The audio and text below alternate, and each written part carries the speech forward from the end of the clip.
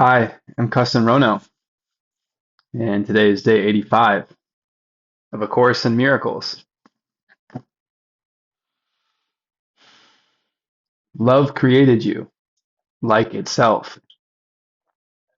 That is fundamentally what you are, has been created by love. Consider that. Consider that your creator holds no grievances. You are simply made from love, not from grievances.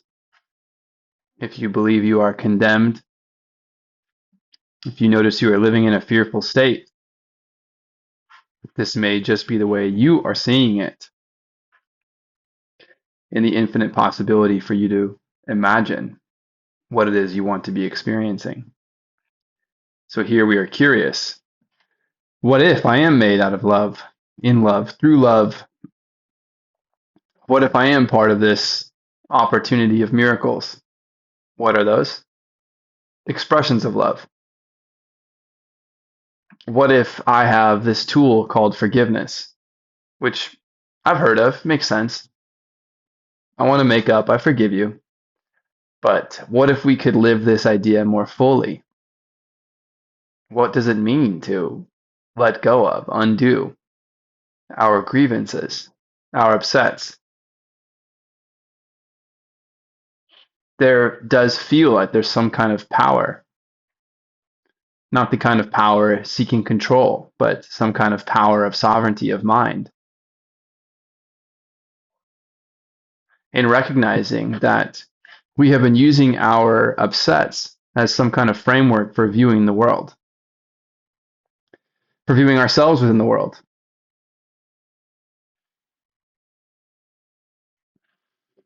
But this is fundamentally incongruent with what it is that you are. And I mean you, consciously you. You are made from love. Nothing creates something and wants it to be destroyed. Nothing loving creates something and wants it to be destroyed. And you were on a quest for meaning.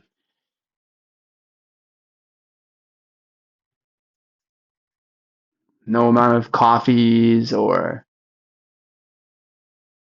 purses or cars, shallow relationships, nothing.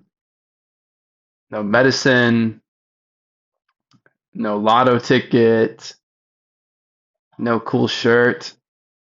I could use a cool shirt. None of these are going to be able to create any lasting happiness, anything real that will extend with you the duration of what it is that you are. That if you are of unconditional love, you have to accept that you are infinite, that there's nothing that can befall what it is that you exactly are, that you can borrow that idea of love and bring it into what we're doing here.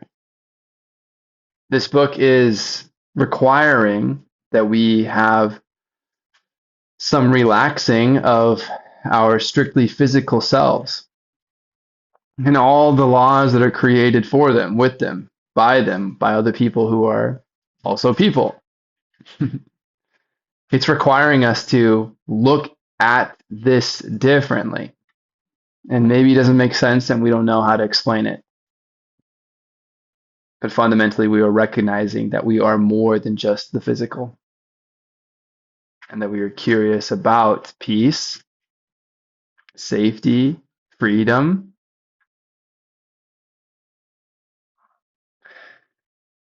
And we recognize that to be depressed is to be depressed.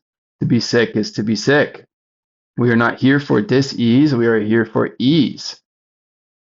And perhaps we have found something to do and how to be a good person, and we do that pretty regularly. That could be you. That could be you.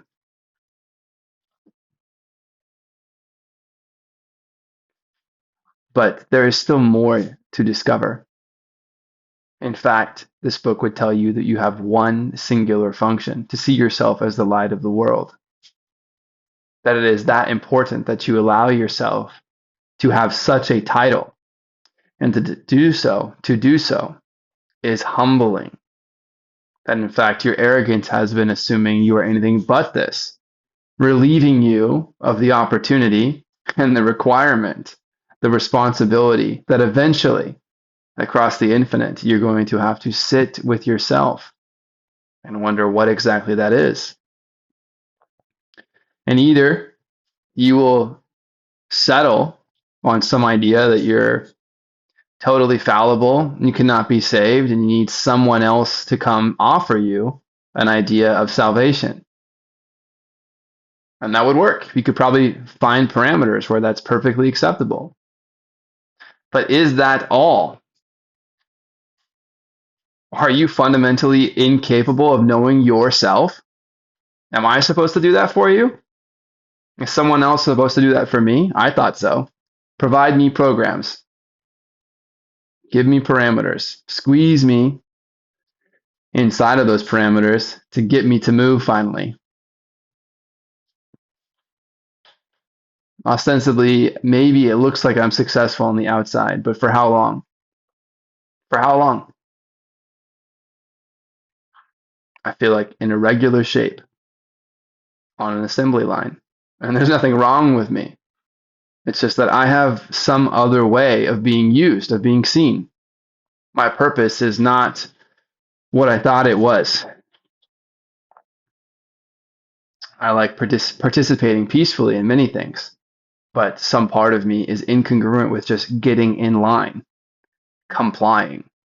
I would love to agree. Let's be transparent. Let's know the truth. I agree. But I have not been able to reconcile myself against an idea of untruth, or with an idea of untruth. And where that's most manifested is in me holding myself back from seeing more clearly or feeling more deeply because I've been afraid of whatever I'll find. My happiness? Maybe I'll mess it up. Well, living dimly with my grievances isn't it either.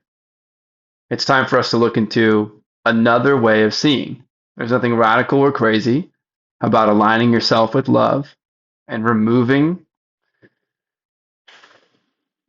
the impulse to attack, defend, or feel fearful about stepping into more love and connection. It is possible. It is possible. Everything that you are subscribing to right now is an idea. Every business that exists was an idea. Now, maybe not every business is showing you its transparent goal, and not every business is necessarily trying to offer you some value. Many places could be distracting you, collecting information about you, leveraging that. Some places want to give you a real good or service.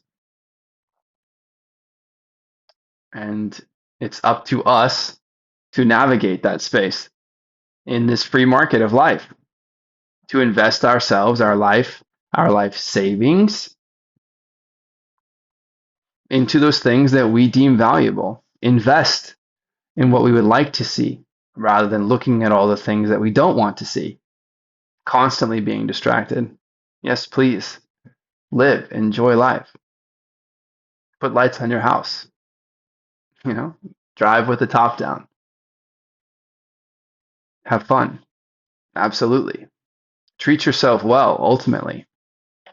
Live health fully for whatever time that you are here so you can share the fullest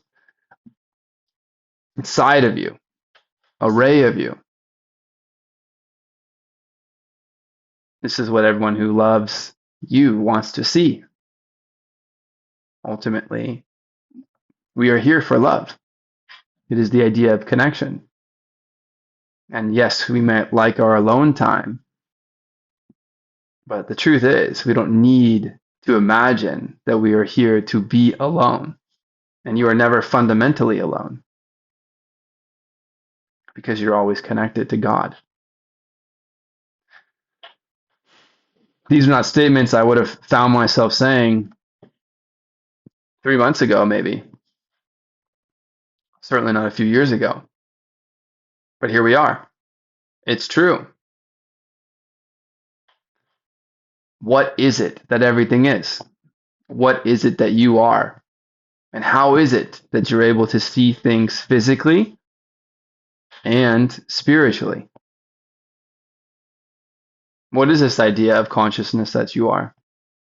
Where does it come from? And what is happening when you have to admit to yourself that you find more meaning and levity when you let something go? What is this miraculous process of forgiveness? What would it mean to make that your function? What if you could know more happiness? Greedily, you can have more happiness, more peace, and you can offer that idea to others. That's a very human thing to do, to have an idea. And speech or body language or action across time or just the right moment, you have the ability to raise your antenna for peace and offer it to somebody else. Who knows exactly how it is sensed, but it can go beyond your five senses. Love created you like itself,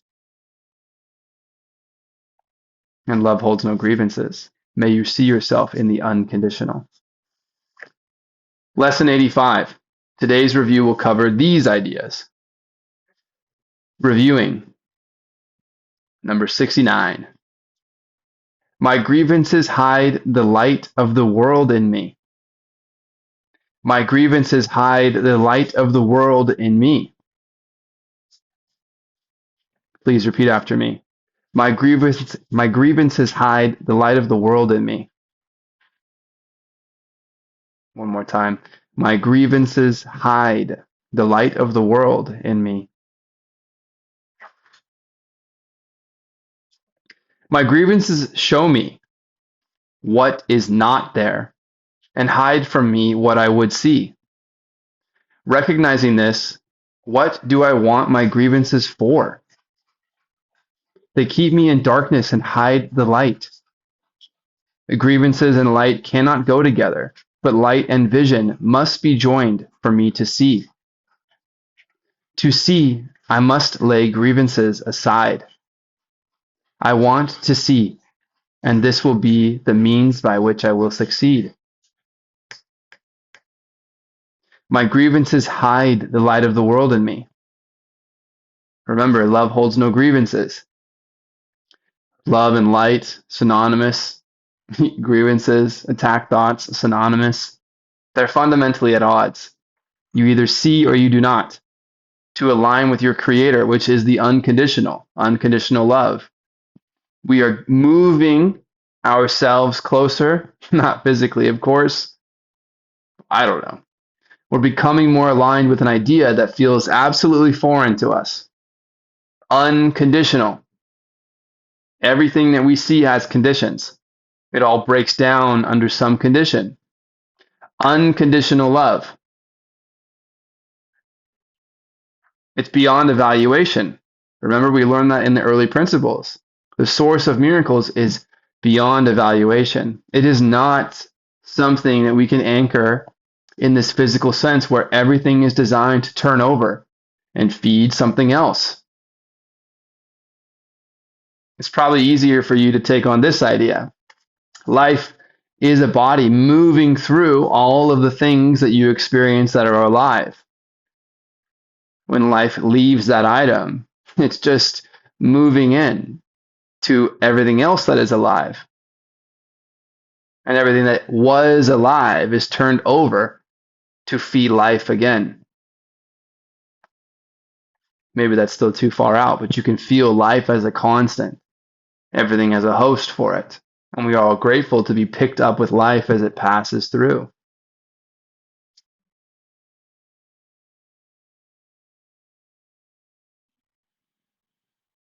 Miracles mean life. There is something to feeling alive. Feeling alive. This is the light in you, and your grievances are hiding it from you. My grievances show me what is not there. What does that mean? You're seeing illusions. They're not fundamentally what you are. You started in the invulnerable, in the infinite.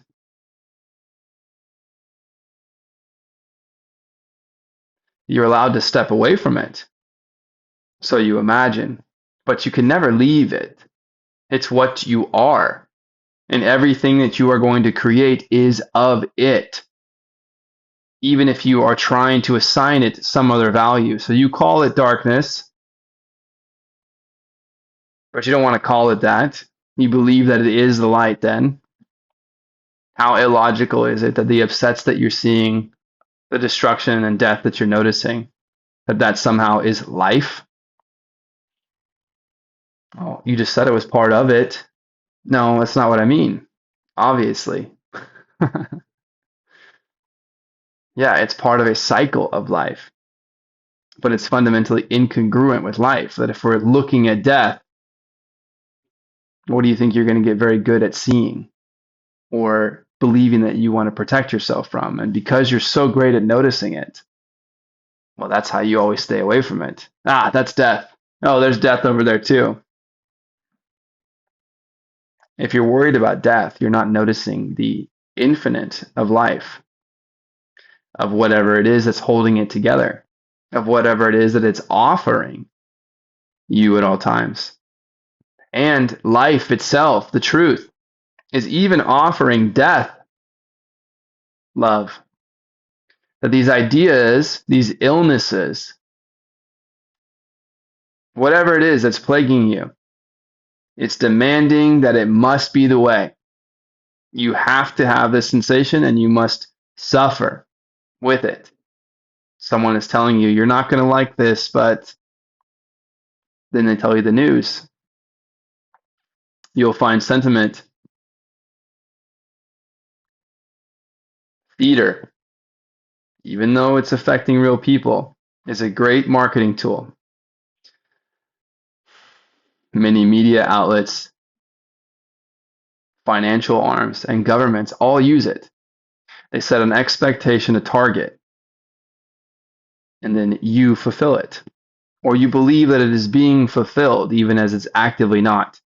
And then once it finally ticks over to maybe half illuminating that it was true, aha, I told you.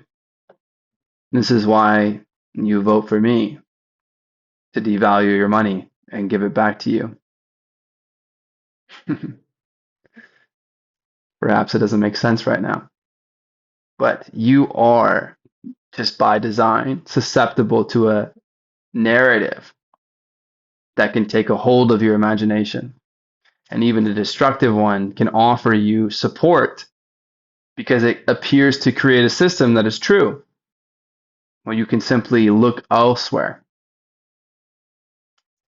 Stop looking at what you want to hit and start noticing how much space there is. And you could just steer right on by the thing that you're not even looking at anymore. Why? Well, yeah, you don't want to run into it. But it's just simply not a problem. It's not a problem when you notice how much space there is for you to be yourself. It's not even like avoiding it. You might notice it and avoid it, but fundamentally, how you are seeing the world is just humming along. I'm going to go this way. No big deal. No pasa nada. So when it says, my grievances show me what is not there, what it's saying is you are looking at life thinking about what you don't want to hit. You're demanding that all the darkness you see must be real. And this book is trying to tell you it's not. That is not the foundation of being.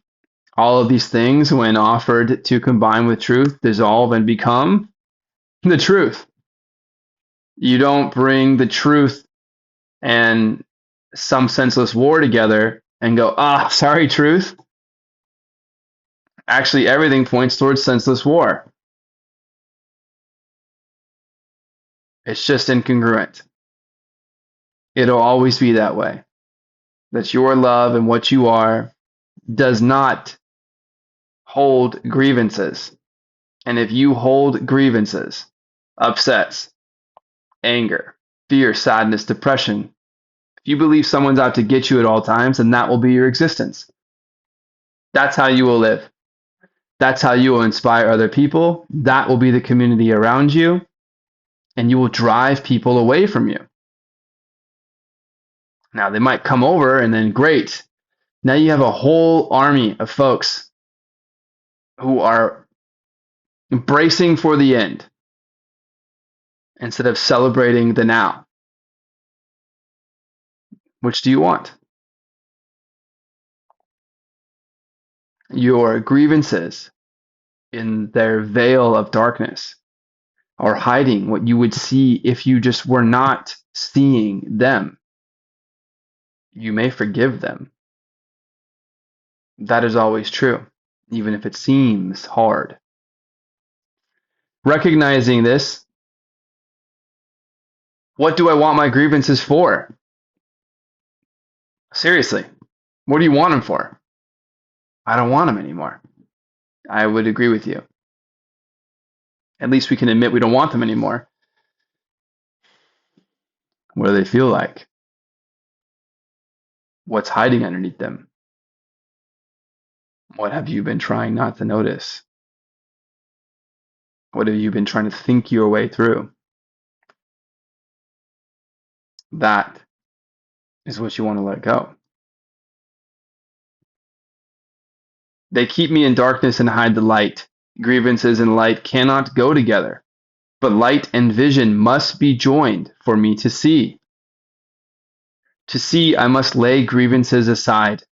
I want to see, and this will be the means by which I will succeed. Say this line. I want to see.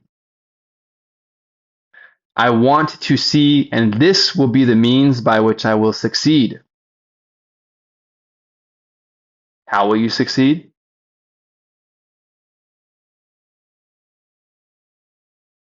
You will lay your grievances aside. That love holds no grievances.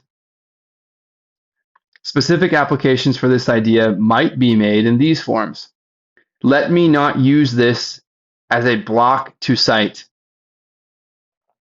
The light of the world will shine all this away. I have no need for this. I want to see. Maybe not all of these settle with you.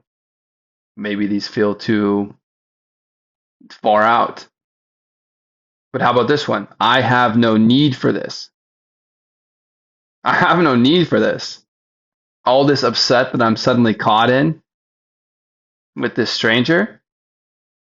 I have no need for this. Not in, I have no need for this, I hate you. Just seeing that, oh my gosh, this energy, I have no need for this. If you can't announce that you're the light of the world or that you want to see, you can at least agree all of this contention is not serving you. It's literally not serving you. It's not the kind of stress that causes your body to grow, like lifting a weight can cause your muscles to grow from that stress. There's such thing as positive feedback stress to make you more resilient moving into the future. And perhaps, yes, you could stress yourself with what you're seeing around you to theoretically make you more resilient to more stress of that type in the future. But that's different than one that helps strengthen your muscular system so you can carry all the groceries from the trunk or keep picking up your friends' kids forever to go run and play outside. This yields you something. Stressing yourself mentally and emotionally and spiritually. What does it yield you? The opportunity for you to feel degraded and say, is this seriously what life is about? If you want it to be. Or you could say, I have no need for this. And you could dare say, I want to see, or I would like to see life differently. Please repeat after me. My grievances hide the light of the world in me. You are the light of the world. It's a very simple thing. God exists. He created you. You are living with that consciousness in this body. When you see world, you think of this physical earth. Beautiful, by the way. Look at it through the lens of your consciousness, and world is what you are experiencing, what you are observing. You can call it the same thing. But from this place, you are this light casting onto whatever it is that you are experiencing. I don't want to say imagining, but you are receiving input and cataloging it nowhere, living it nowhere. That you fundamentally are the light casting onto the stage for the performance. You must see this. And of course you can. You are conscious and you are listening to me. It's there, beyond the body, that you exist. You are the light of the world. And your upsets from the viewpoint of the body, which do not exist as upsets from the viewpoint of unconditional love. Your grievances are occluding this light.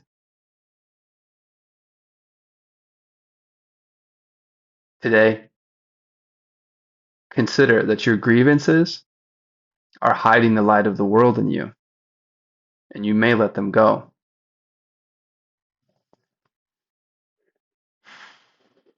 Reviewing 70. My salvation comes from me. Your salvation comes from you. Yes, external things can bring you lots of peace momentarily. What do you do when it's gone? Your salvation comes from you. There is no one coming to save you in a fundamental sense. You could find the right partner and the right job, the right pet, have the perfect kids, have enough money. You never have to think about it. And what will you do in your perfect downtime? Eventually, you may notice that you are more than these things. You might have to wait until you're quite old and you have more reflection and things slow down. What will you do when it starts to set in on you that this might be impermanent? What will be the next way you save yourself? Well, I suppose we just said the key. You will have to save yourself. And it's not about bracing for impact. It's about noticing that there's far more to you than all of those perfect things that you've had, that you've shared. So maybe you don't have all of those things. That list is not something I believe I see all of all the time. Although I must admit, I'm still here. Maybe fundamentally, I'm being provided for. But if something in there I listed, you're like, I wish I had that. Okay, grievance. But I can agree. You really think that your salvation and your happiness will come from achieving that thing. It may. It may present you more time to reflect. If you believed you had to have that and then finally you would have time to reflect, what do you call all the time between now and when you have it? Just the cost of doing business? That you have to waste it all in pursuit of this moment in time, which then somehow frees up more moments in time for you? I can understand it. If I'm working 3 jobs, when do I have time to sit or cook or sleep? hmm The truth is that you are in time the whole time, that you have never left a now. And no matter where you are, you have the ability to notice the quiet calm within you, anywhere. This is our challenge, to be able to wake up to this idea at all and then to realize, oh, shoot, here now it too applies. So I dare say, my grievances hide the light of the world in me, that love has no grievances, that I have one singular function: to forgive, to know this fully, even if I do not understand. And heck, I'm still here right now, so why don't I try this idea on today finally? My salvation comes from me. Your recognition of your eternal peace and sovereignty is something you must notice for yourself. I will confess, it may be a fearful idea to realize that you can hold yourself, and fear would keep you from believing that you can. But you have the tools with you. And if you are aligned with God, you are fundamentally provided for. It is what it would mean to have God on your team, to be created by God, to be created from the infinite. That's what you are. You're not the non infinite creating you. And we are accepting that we just have not had a measurement tool that allows us to think about the infinite. Compounding is already a mind breaking idea. But relaxing into this state of being may help us feel through it.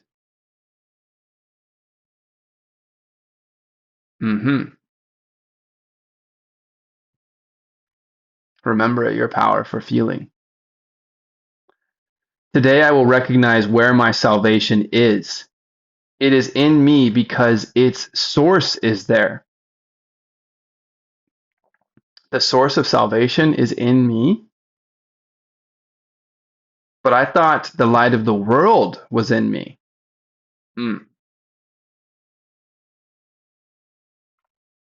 It has not left its source, and so it cannot have left my mind. So your salvation is in you, in your mind. In your mind. I will not look for it outside myself. It is not found outside and then brought in. But from within me, it will reach beyond, and everything I see will but reflect the light that shines in me and in itself. My salvation comes from me. Today I will recognize where my salvation is. It is in me because its source is there. It has not left its source, and so it cannot have left my mind. I will not look for it outside myself. It is not found outside and then brought in. But from within me, it will reach beyond, and everything I see will but reflect the light that shines in me and in itself. Remember, there is something I do not like about that person in me.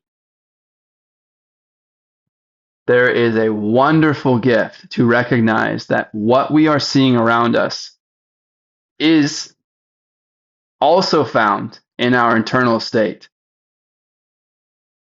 And it's very disarming because we may simply pause our investment around us. Remember, I have no need for this. I want to see.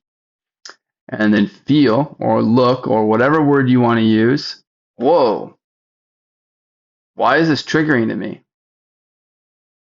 What is it about me that I'm still holding on to that requires that when I come up against this kind of idea or energy, I'm stuck? What is it? I want to see. I have no need for this.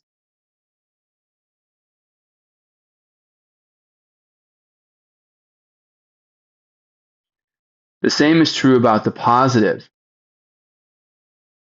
That when you are noticing peace and happiness around you, fundamental connection, people are willing to suddenly show you the truth. And it could be about their upsets, or it could be about something they're wildly excited about.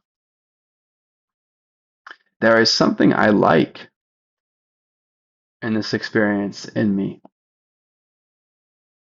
It is okay to allow yourself to at least try on the idea that what you are experiencing externally is a reflection of your internal state.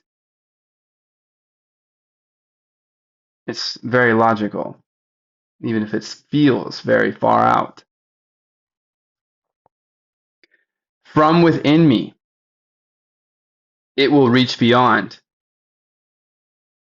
your salvation, its source. From within me, it will reach beyond, and everything I see will but reflect the light that shines in me and in itself. You are the candle shining light on the mirror, and you are seeing your own light. And if you are vibrating this way, and you come into contact with someone else who is vibrating the same way, that they're on the same part of this quest, you're reflecting each other. These forms of the idea are suitable for more specific applications. My salvation comes from me. Or you may say, let this not tempt me to look away from me for my salvation. Do not get tempted to believe that your salvation is outside of you. Quick fixes, long-term fixes, all relatively short compared to the infinite. You will eventually have to look at what it is you are. It is God's will, and you will. And it is your will because you fundamentally want peace. That is where we are settled. If you're unsettled, you're not there. And there's no way you can look at being unsettled or uncomfortable and say, I'm pretty comfortable here. It's a lie. You might believe that you thrive under some kind of stressful situation, but you cannot be comfortable in comfort in discomfort.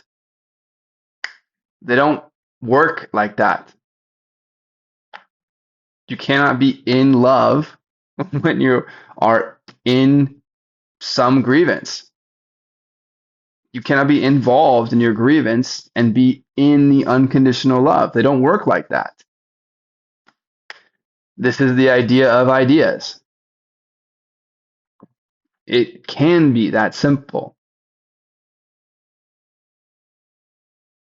I will not let this interfere with my awareness of the source of my salvation. Not a sentence you're going to use today. But the idea,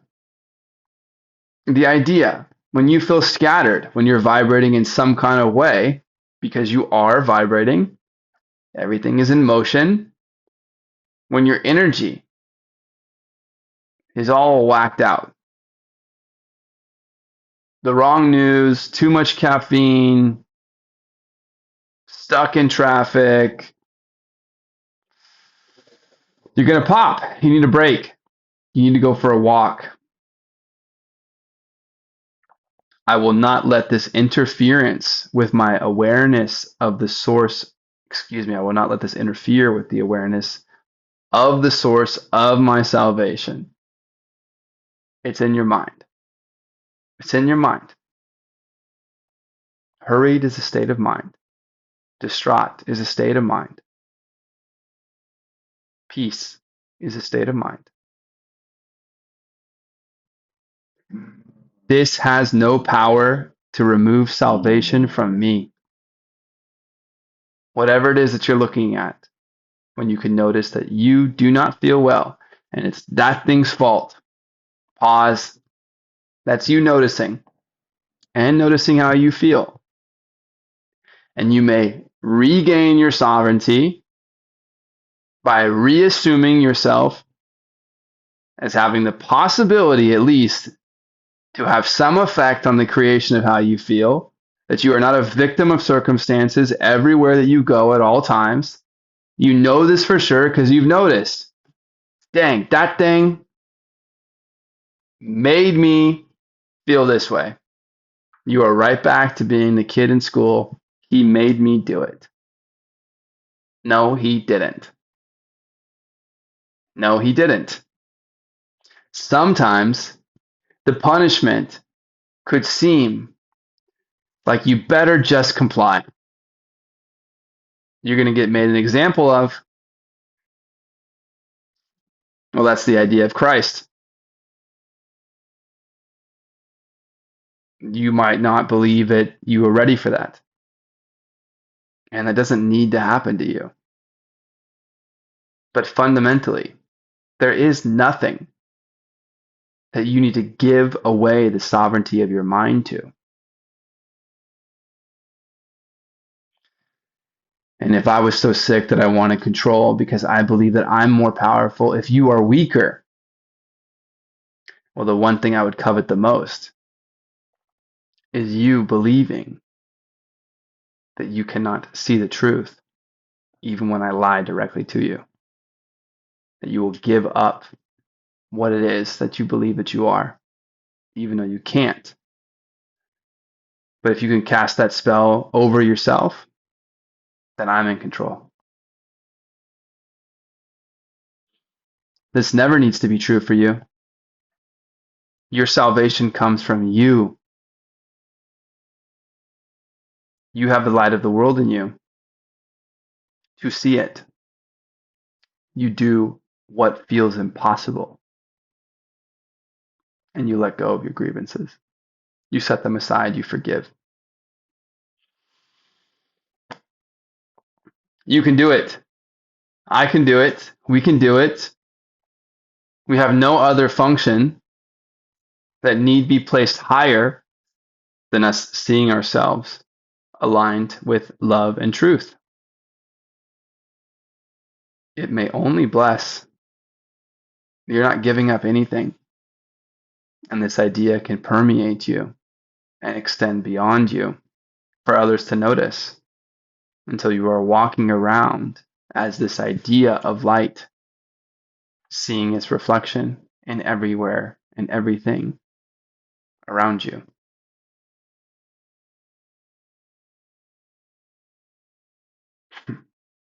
I am Kesten Rono, and my salvation comes from me. See you tomorrow. 86.